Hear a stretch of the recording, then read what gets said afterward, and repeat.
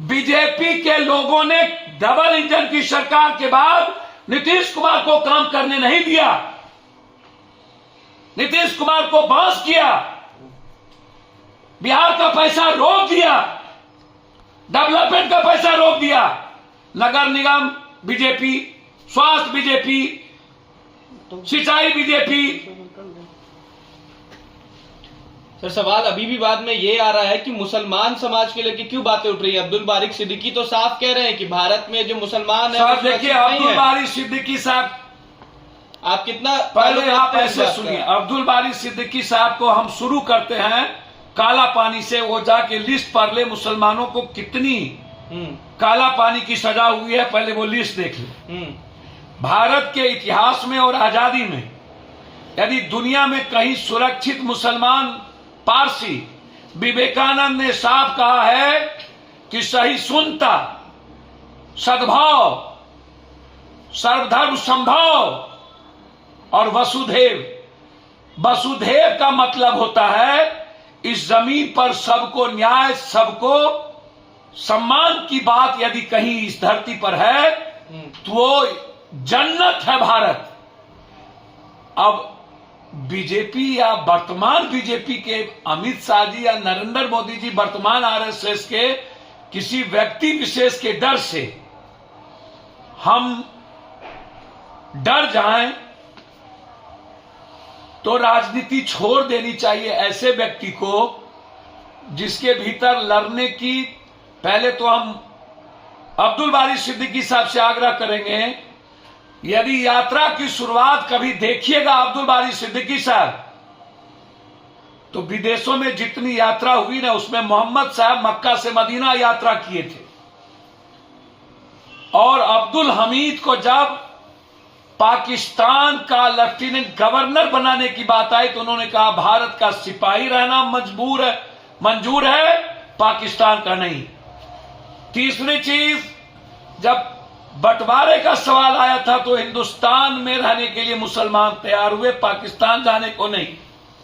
चौथी चीज, जिन्ना मुस्लिम लीग जब युद्ध का ऐलान किया था, लड़ने का बाइफर्केशन, तो सबसे ज्यादा मुस्लिम प्रांत बंगाल ने जिन्ना को भगा दिया था। कहा था मैं भारतीय हूं और हमारी कुर्बानी भारत के लिए हुई है, हमारी जमीन है, हमारे बाप दादा नाना। अब्दुल बारिक सिद्दीकी साहब से क्या हम मुट्ठी भर नफरत करने वाले लोगों से डर जाएं? क्या हिंदुस्तान की आजादी में जिस मुसलमानों की, जिस दलितों की कुर्बानी हुई है, क्या हम ऐसे लोगों के कारण, हाँ ये बात सही है, बिल्कुल सही है कि हमारे बच्चे चाहे वो कोई हो, जो हालात नफरत के हैं, सिर्फ हिंदू मियां हिंदू मियां हिंदू मियां हिंदू मियां हिंदू मियां, इसके अलावे हिंदुस्तान में बीजेपी कोई दूसरी बात नहीं करता, चाहे पटना के मेयर में हो, चाहे बड़े लेवल पर हो। बीजेपी हमेशा नफरत का आधार को चुनती है। उसमें उनका कहना था, हमने अपने बच्चों को कहा है कि वहीं पढ़े लिखे हो तो आप वर्तमान जो माहौल है उसमें वहीं रह जाना पसंद है। लेकिन ऐसी बात एक सर्वोच्च लीडर, जहां पर इस हिंदुस्तान में नेहरू, गांधी, जिस हिंदुस्तान में सरदार पटेल, बाबा साहब अंबेडकर, जिस हिंदुस्तान में रामायण की रचना करने वाला वाल्मीकि, जिस हिंदुस्तान में जन्म लेने वाला और मरने वाला सबसे बड़ी ताकत डोम तिरस्कृत है, क्या वो भाग गए?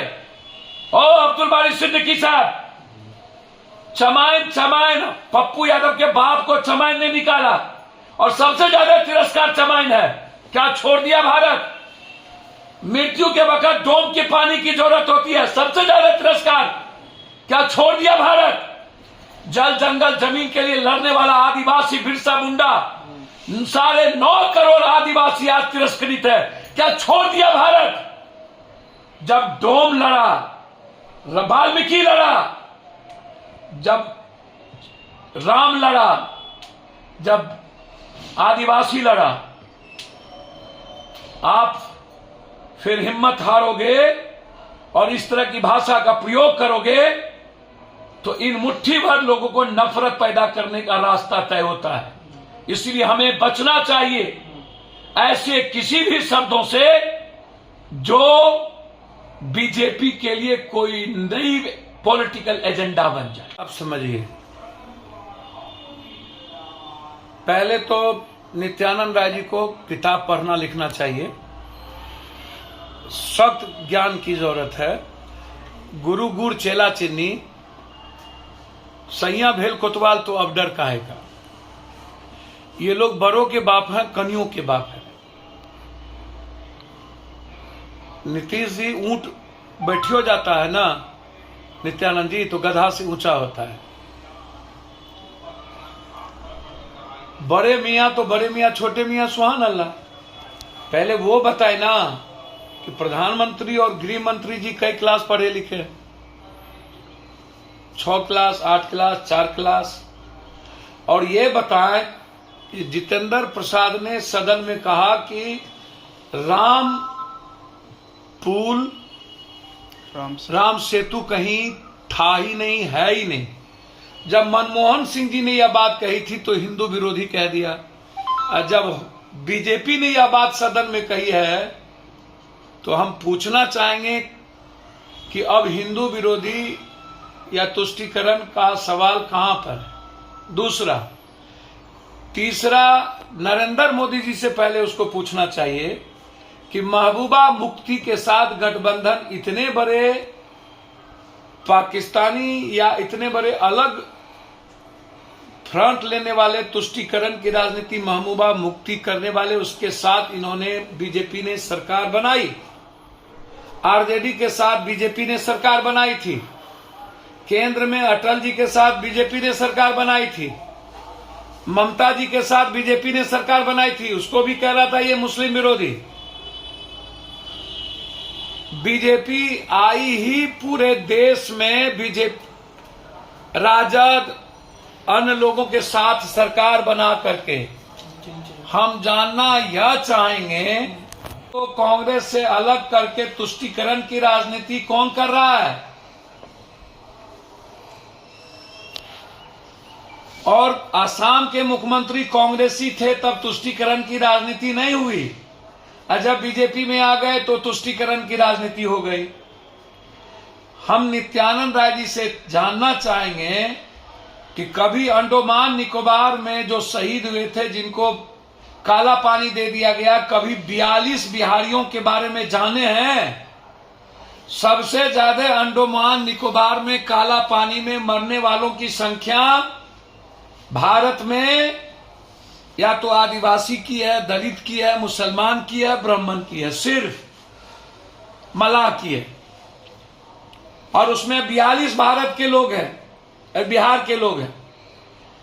चौथी चीज, पहले वो यह जाने समझे कि हिंदुस्तान में 60%, लगभग 55, 56, 57, 58% जो वोट है वह एंटी बीजेपी गठबंधन को वोट है।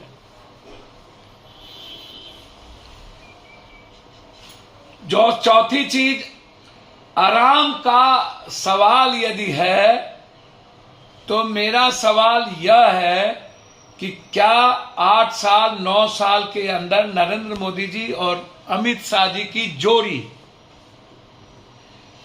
मात्र 3 स्टेट में अब बीजेपी की सरकार है और 2 स्टेट में गठबंधन की सरकार है। रेस्ट एंटी बीजेपी गवर्नमेंट है इस भारत में।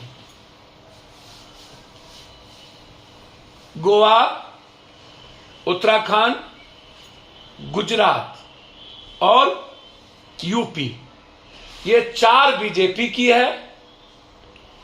गठबंधन की सरकार महाराष्ट्र, एक मध्य प्रदेश बीजेपी। तो रेस्ट जो इतने स्टेट हैं वो किसकी गवर्नमेंट है? दिल्ली